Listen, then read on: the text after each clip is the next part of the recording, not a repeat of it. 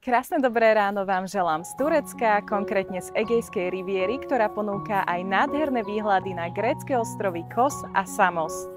Oblasť vás prekvapí priezračne čistým morom, členitým pobrežím, malebnými zátokami, nádhernými prírodnými scenériami a všade prítomnou vôňou oleandrov, jacarand a najlepších mandariniek z celého Turecka.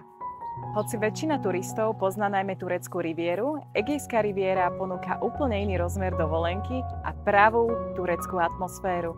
Novinkou pre letnú sezónu s odletmi z Bratislavy je Bodrum, ktorý je prezývaný ako turecké Saint-Tropez alebo Ibiza, je veľmi známy svojim pulzujúcim nočným životom a štýlovými barmi. Túto oblasť vyhľadávajú aj herci z tureckých seriálov, preto nie je ničím výnimočným ich tu stretnúť.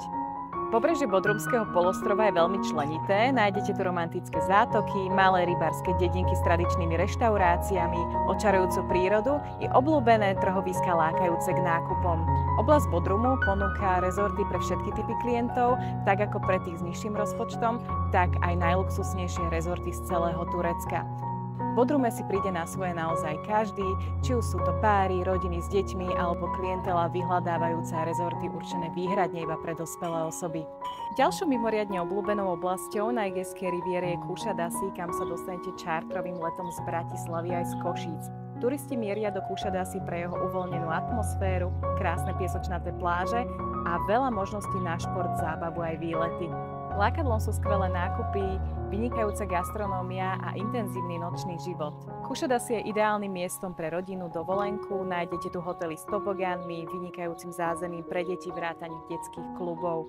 Milovníkov histórie očaria na Egejskej riviere hneď dva divy sveta, mauzóleum v Halikarnase a Artemidin chrám v Efeze. Tí, ktorí vyhľadávajú adrenalín, môžu vyskúšať paragliding z vrchu Babadak, kam sa vyveziete lanovkou, rôzne vodné športy či atraktívne plavby loďou. Na svoje si tu prídu aj milovníci dobrého jedla, ochutnať by ste určite mali pravý turecký kebab, köfte, morské plody, ryby, baklavu či pravú tureckú zmrzlinu, ktorej servírovanie je poriadne vtipnou show. Dovolenka na Egejskej riviere čaká už iba na vás a ja vám želám nádherný deň.